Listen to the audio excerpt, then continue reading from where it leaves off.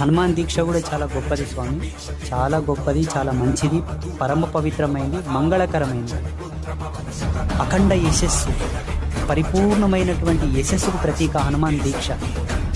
రావణుని యుద్ధంలో రామునికి ఆయన ఒక సేనగా నిలబడి హనుమంతుని యొక్క సత్యపాదము చేతనే రామాయణం విజయవంతంగా గెలిచింది.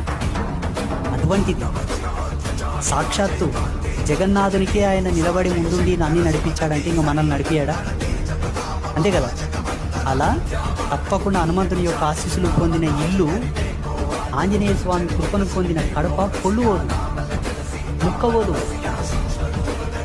నేను మొన్న ఒక వీడియోలో చెప్పాను, ఈ కలియుగాన్ని పావనం చేయనీకి ఒక హనుమంతుడు సరిపోతాడని చెప్పిన. విన్నారు ఎవరన్నా వీడియో? అది ఎందుకంటే బ్రహ్మచర్యం అంటే అఖండ ఐశ్వర్య స్వరూపం. బ్రహ్మచర్యం అంటే అఖండ ఐశ్వర్య స్వరూపం, పరిపూర్ణమైనటువంటి ఐశ్వర్యం.